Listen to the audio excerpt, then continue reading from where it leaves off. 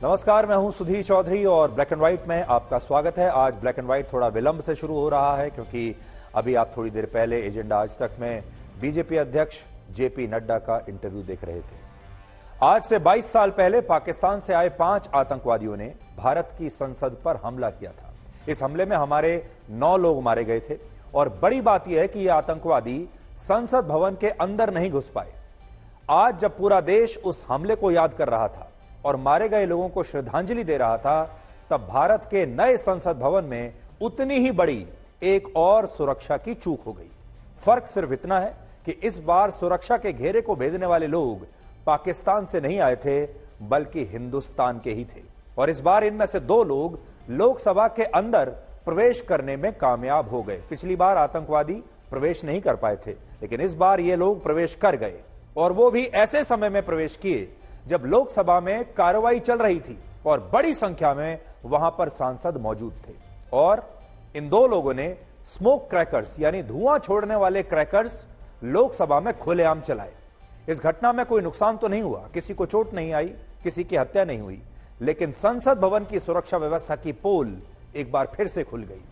13 दिसंबर 2001 के आतंकवादी हमले के बाद हमने सोचा था कि अब दोबारा इस तरह की सुरक्षा चूक कभी नहीं होगी। मैं खुद उस दिन वहां पर मौजूद था और उस हमले को मैंने खुद अपनी आंखों से देखा है। आज अपना अनुभव भी आपको बताऊंगा, लेकिन आज की घटना से निश्चित रूप से दुनिया भर में भारत की सुरक्षा व्यवस्था और हमारी इंटेलिजेंस एजेंसीज पर जरूर सवाल उठाए जाएंगे। आज हम आपको बताएंगे कि भारत के लोकतंत्र के मंदिर का मजाक उड़ाने वाले ये लोग कौन हैं जो सिर्फ राजनीतिक नारेबाजी करने के लिए यहां तक पहुंच गए और इन्होंने अपनी बेवकूफी से भारत के लोकतंत्र का अपमान किया और पूरी दुनिया में भारत का मजाक उड़वाया। अब तक इस मामले में 5 लोगों की गिरफ्तारी हुई है और जो 2 लोग लोकसभा के अंदर प्रवेश करने में कामयाब रहे, उन्हें बीजेपी के ही एक सांसद प्रताप सिम्हा ने विजिटर्स गैलरी में जाने का पास बनवाकर दिया था, यानी ये उनके मेहमान थे। यह मामला इसलिए भी गंभीर है क्योंकि आज हम इस पूरे घटनाक्रम का एक ब्लैक एंड व्हाइट विश्लेषण आपको दिखाने वाले हैं इस गंभीर मामले का।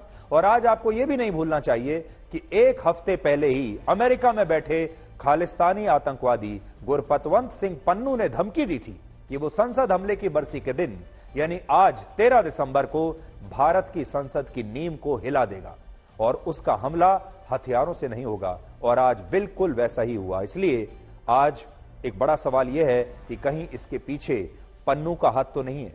लेकिन इस वक्त की एक बड़ी खबर यह है कि अब से कुछ देर पहले दिल्ली पुलिस की एक स्पेशल टीम ने दिल्ली के पास गुरुग्राम से एक व्यक्ति को गिरफ्तार किया है और उसका नाम है विक्की शर्मा। पुलिस का कहना है कि जिन 4 लोगों ने आज संसद भवन की सुरक्षा से खिलवाड़ किया, वो सभी लोग कल रात तक गुरुग्राम में इसी व्यक्ति के घर पर ठहरे हुए थे और यह व्यक्ति भी इस घटना में शामिल था और इन लोगों की मदद कर रहा था, यानी षड्यंत्र में यह भी शामिल था। पुलिस के मुताबिक कुल 5 लोग थे जो आज संसद भवन में आए थे। इनमें आरोपी मनोरंजन गौड़ा और सागर शर्मा लोकसभा के अंदर गए, जबकि अमोल शिंदे और नीलम आजाद संसद भवन के बाहर रहे।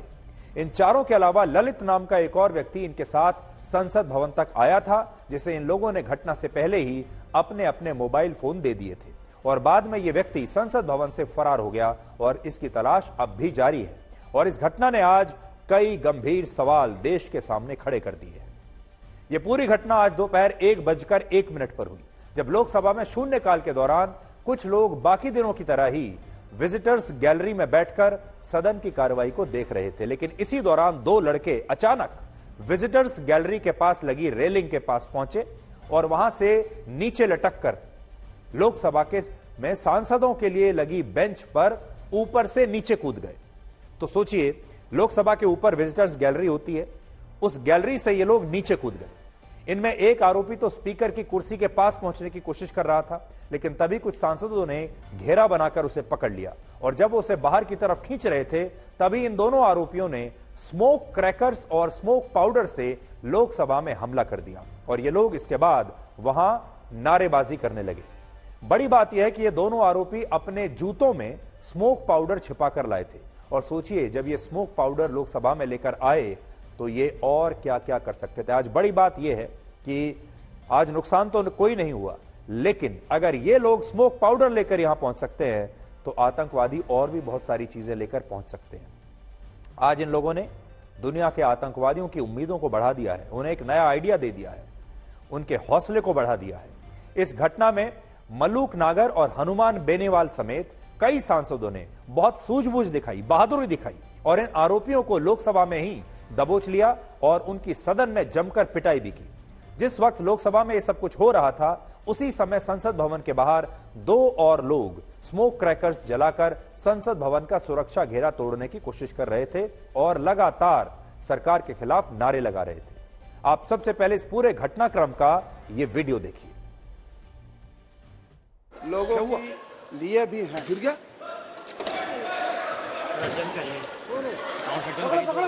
सभा की कार्यवाही 2 बजे तक स्थगित की जाती है।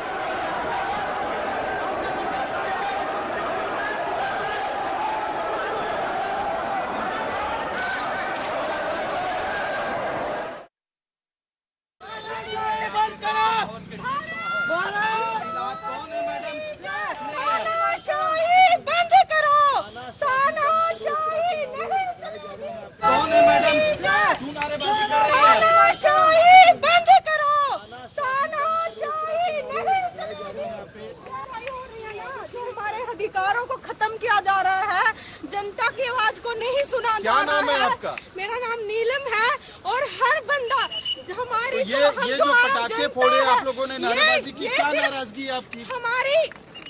हमारी भारत सरकार है, जो हम पे ये अत्याचार हो रहे हैं, हम अपनी हकों की जो बात करते हैं, लाठीचार्ज करके हमको अंदर डाला किया जाता है, तो हमारे पास कोई माध्यम नहीं था। डायरेक्ट वजह है, कोई वजह है किसी संगठन से हैं आप? नहीं, हम किसी संगठन से नहीं है, आम जनता है, स्टूडेंट है हम, क्योंकि हम बेरोजगार हैं। हमारे माता पिता इतना काम करते हैं, मजदूर, किसान, छोटे व्यापारी, दुकानदार, लेकिन किसी की बात नहीं सुनी जाती।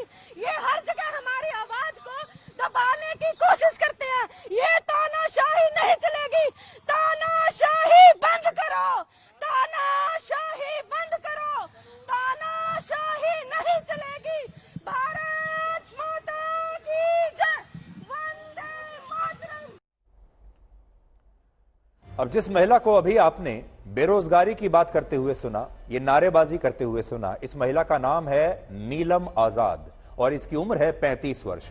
ये 35 वर्ष की है, अपने आप को छात्र बताती है, लेकिन ये एक छात्रा नहीं है, ये एक आंदोलन जीवी है। आज इस पर थोड़ा हमने होमवर्क किया।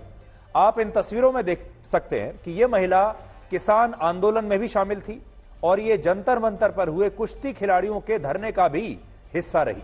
इसके अलावा पिछले 7 वर्षों में सरकार के खिलाफ, यानी बीजेपी की सरकार के खिलाफ जितने भी आंदोलन हुए हैं, उनमें से कई आंदोलनों में इसने दिल्ली और हरियाणा के प्रदर्शनकारियों का नेतृत्व किया है। और आज भी जब इसे पुलिस ने गिरफ्तार किया तो हरियाणा के जींद में, जहां इसका परिवार रहता है, वहां अब किसानों ने इकट्ठा होना शुरू कर दिया है और ये सारे किसान अब इस महिला नीलम आजाद की रिहाई की मांग कर रहे हैं और कह रहे हैं कि हम अब नीलम आजाद की रिहाई के लिए आंदोलन करेंगे। सोचिए, 35 साल की यह महिला अगर सरकार विरोधी आंदोलनों में नौकरी कर रही है, तो फिर आज जो इसने संसद भवन के बाहर नारे लगाए, उनका क्या मकसद होगा और आज की साजिश की टूल किट कितनी खतरनाक होगी। इसलिए इससे आप ये तो समझ जाइए कि ये जो कुछ भी षड्यंत्र है, ये एक राजनीतिक षड्यंत्र है। एक खास विचारधारा वाले जो लोग हैं, उनका ये षड्यंत्र है और इस षड्यंत्र का किसान आंदोलन को समर्थन करने वाली ताकतों से एक रिश्ता सीधा समझ में आ रहा है। और ये बात हम इसलिए कह रहे हैं क्योंकि जिस किसान आंदोलन में नीलम आजाद शामिल थी, उसी किसान आंदोलन का समर्थन करने वाले खालिस्तानी आतंकवादी गुरपतवंत सिंह पन्नू ने 1 हफ्ते पहले ही खुलेआम यह धमकी दी थी कि वो संसद हमले की बरसी के दिन, यानी आज 13 दिसंबर को भारत की संसद पर हमला करेगा और आज 13 दिसंबर को यह हमला हो भी गया। याद कीजिए, पन्नू वही खालिस्तानी है जिसने वर्ष 2021 में भी 26 जनवरी यानी भारत के गणतंत्र दिवस के दिन इंडिया गेट पर खालिस्तान का झंडा फहराने का ऐलान किया था। और इसके बाद किसान आंदोलन में शामिल लोगों ने तब इंडिया गेट पर तो नहीं, लेकिन लाल किले पर धार्मिक झंडा फहरा दिया था। यह 26 जनवरी के दिन हुआ था और अब भी उसने 13 दिसंबर को संसद भवन पर हमला करने की धमकी दी थी और आज वो हमला हो गया। और यह हमला उन लोगों ने ही किया है जिनका किसान आंदोलन में पन्नू समर्थन कर रहा था। यह बहुत गंभीर बात है और यह बात आज अमेरिका को भी सुननी चाहिए, अमेरिका की खुफिया एजेंसियों को सुननी चाहिए, देखनी चाहिए और अमेरिका की सरकार को भी देखना चाहिए कि अगर पन्नू यह धमकी दे सकता है और इस तरह का हमला करा सकता है तो पन्नू इसके आगे भी बढ़ सकता है। तो शुक्र है कि आज कोई नुकसान नहीं हुआ, लेकिन कुछ भी हो सकता था। ये जो लोग अपने जूते में ये पाउडर भरकर लाए, ये पाउडर जहरीला पाउडर भी हो सकता था, ये जहरीली गैस लेकर भी आ सकते थे, कोई केमिकल लेकर भी आ सकते थे अपने जूते में, जिससे बहुत सारे लोग मारे जाते। हमें पता चला है कि इस हमले को अंजाम देने वाले चारों आरोपी अलग अलग राज्यों से हैं जो सोशल मीडिया के जरिए एक दूसरे के संपर्क में आए। कम से कम अभी यही कहानी बताई जा रही है। इनमें आरोपी सागर शर्मा लखनऊ से है, नीलम आजाद हरियाणा के जींद से है, मनोरंजन गौड़ा कर्नाटक के मैसूर से है, अमोल शिंदे महाराष्ट्र के लातूर से है और विक्की शर्मा दिल्ली के पास गुरुग्राम से है। और ये सारे लोग सोशल मीडिया के जरिए एक दूसरे के संपर्क में थे और इसके बाद इन लोगों ने इतनी बड़ी साजिश रची और इस साजिश को अंजाम देने के लिए उसी तारीख को चुना गया जिस दिन आज से 22 साल पहले वर्ष 2001 में संसद पर आतंकवादी हमला हुआ था। बस उस हमले में और आज के हमले में अंतर यह है कि तब हमला करने वाले आतंकवादी पाकिस्तान से आए थे और आज हमला करने वाले लोग हमारे इसी देश से, हिंदुस्तान से आए हैं। वर्ष 2001 में जब लश्कर और जैश ए मोहम्मद ने भारत की संसद पर हमला किया था तब कुल 5 आतंकवादी पाकिस्तान से आए थे। उस हमले में तब कुल 8 सुरक्षा कर्मियों समेत 9 लोग शहीद हुए थे और 22 वर्ष पहले हुए इस हमले के समय मैं खुद उस दिन संसद भवन में मौजूद था और मैं आज भी उस दिन को भूल नहीं पाता हूं। और उस दिन ये जो आतंकवादी थे ये एक सफेद रंग की एम्बेसडर कार लेकर आए जिसमें बारूद भरा हुआ था। उस एम्बेसडर कार को ये संसद भवन के परिसर में लेकर लाने में कामयाब रहे। उसके बाद इस गाड़ी की आगे चलकर टक्कर हो जाती है, उसे रोक लिया जाता है। उसके बाद ये आतंकवादी वहां से भागे और काफी लंबा एक शूट आउट चला और फिर ये आतंकवादी उस दिन मारे गए। लेकिन आप देख सकते हैं तस्वीरों में भी, और ये सब मैंने उस दिन अपनी आंखों से देखा था। आतंकवादियों की पूरी प्लानिंग ये थी, वो अपने खाने पीने का सामान लाए थे कई कई दिनों तक जो उन्हें जिंदा रख सके। बहुत सारा सामान, ड्राई फ्रूट्स अपने बैग में भरकर लाए थे। उनकी कोशिश ये थी कि वो लोकसभा और राज्यसभा में प्रवेश कर जाएं, उसके बाद सांसदों को बंधक बना लें और फिर भारत सरकार को अपने घुटनों पर टिका दें। उस दिन ऐसा लगा था जैसे कुछ ऐसा हुआ है जिसकी कल्पना भी नहीं कर सकते। आंखों पर विश्वास नहीं हो रहा था कि हमारे देश में कुछ ऐसा भी हो सकता है। इतनी बड़ी सुरक्षा की चूक। और उस दिन हमारी सुरक्षा जो एजेंसी थी, हमारी इंटेलिजेंस एजेंसीज जो थी, हमारा जो पूरा सुरक्षा का जो व्यवस्था थी, वो इस तरह के हमले के लिए तैयार ही नहीं थी। यह मैंने खुद उस दिन ये महसूस किया कि हमने कभी, हमारे सुरक्षा एजेंसियों ने भी नहीं सोचा था, इसलिए उनकी कोई तैयारी नहीं थी। इसके बाद बहुत बड़े बड़े कदम उठाए गए संसद भवन की सुरक्षा के लिए और तब हमें लगा था कि उस हमले के बाद हमारी संसद की सुरक्षा अब इतनी मजबूत हो जाएगी कि आगे चलकर कभी भी संसद भवन पर कोई और हमला नहीं होगा। लेकिन आज की घटना ने दुनिया में हमारा मजाक उड़ाकर रख दिया है। सोचिए, हम कहते हैं कि भारत दुनिया का सबसे बड़ा लोकतंत्र है, लेकिन इस लोकतंत्र के मंदिर में कुछ लोग हमारी आंखों के सामने हमारी सुरक्षा व्यवस्था की पोल खोलकर रख देते हैं।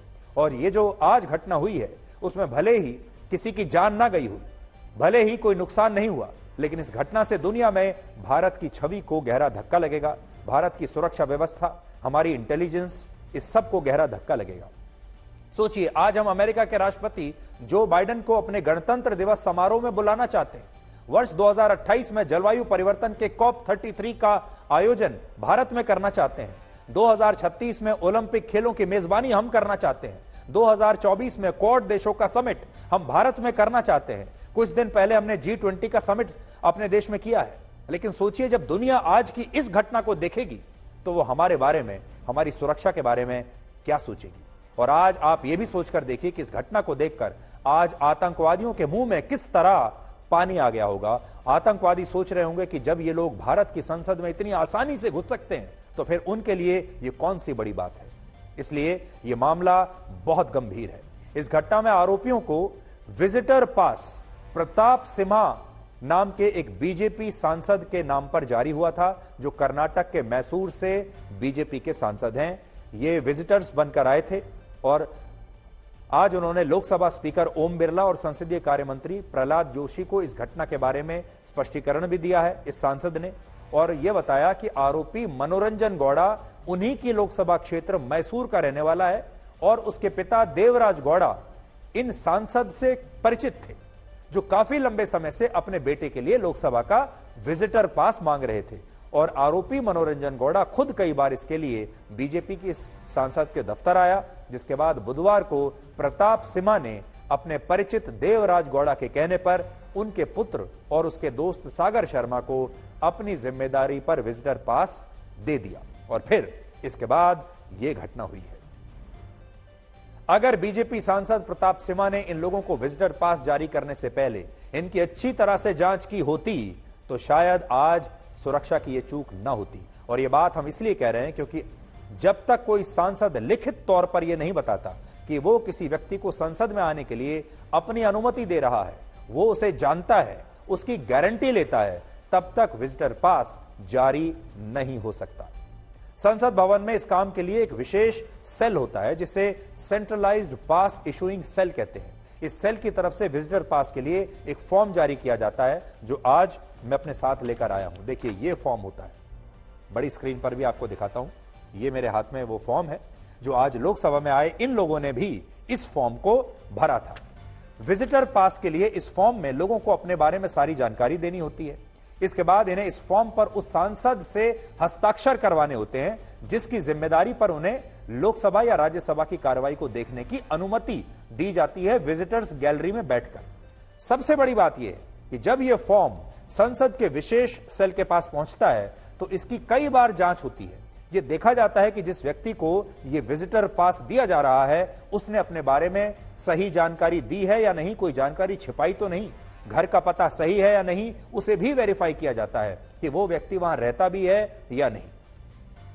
अगर किसी व्यक्ति को लेकर जरा सा भी संदेह होता है तो फिर उसे यह पास जारी नहीं होता, और अगर किसी व्यक्ति के लिए विजिटर पास जारी हो भी गया तो भी उसे कड़ी सुरक्षा से गुजरना होता है। और इसमें भी पहला पड़ाव संसद भवन में प्रवेश से पहले एक पब्लिक गैलरी चेकिंग पोस्ट का होता है, जहां विजिटर पास पर आए लोगों की चेकिंग होती है। इस चेकिंग पॉइंट पर लोगों के मोबाइल फोन या उनके पास जो भी सामान होता है, अगर किसी के पास कोई स्टिक है, छाता है, ब्रीफ केस है, हैंडबैग है, किताब है, पोस्टर है, कोई खाली कागज भी होता है या कोई और पदार्थ होता है उसके पास, माचिस, लाइटर जैसा, तो उसे बाहर जमा कर लिया जाता है।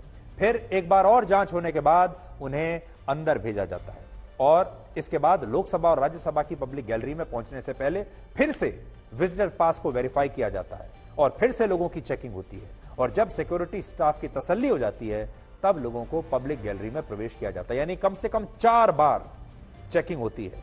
मेटल डिटेक्टर से वो गुजरते हैं, उनकी फ्रिस्किंग होती है और वहां भी इन लोगों पर कड़ी निगरानी रखी जाती है। जैसे पब्लिक गैलरी में एक या उससे अधिक सुपरवाइजर्स के साथ सिक्योरिटी असिस्टेंट्स की एक टीम मौजूद होती है जो सुनिश्चित करती है कि विजिटर पास पर आए लोग सदन की कार्रवाई के समय ज्यादा शोर ना करें, अपनी कुर्सी को छोड़कर कहीं और ना जाएं और पब्लिक गैलरी में रेलिंग के पास जाकर खड़े ना हो जाएं और जो समय अवधि उनको दी गई है उसी समय अवधि के दौरान वो वहां मौजूद रहें और उसके बाद चले जाएं।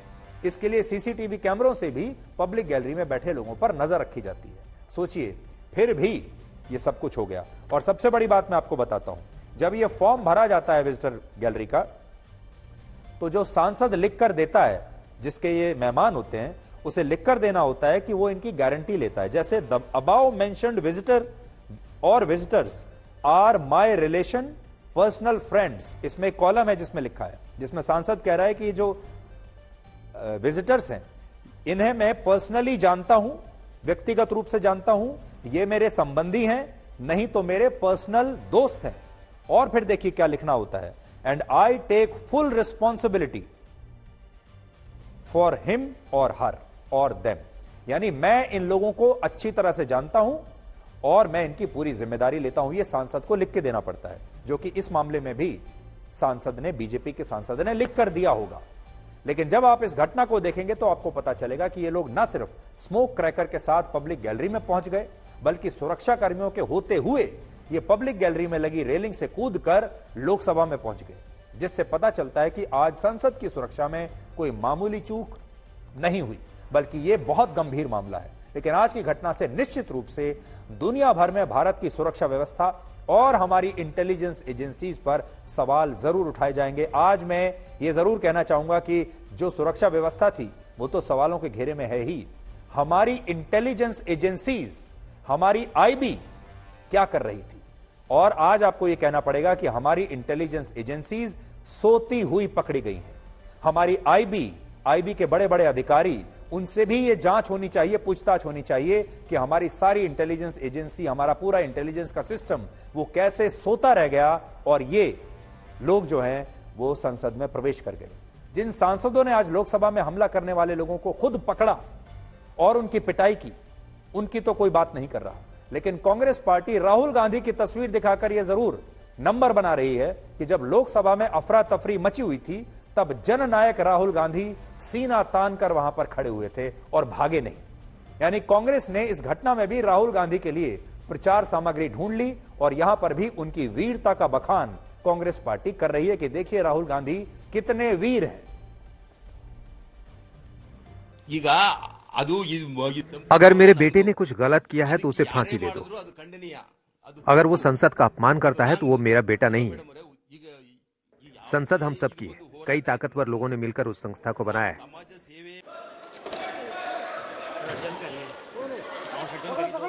सभा की कार्यवाही 2 बजे तक स्थगित की जाती है।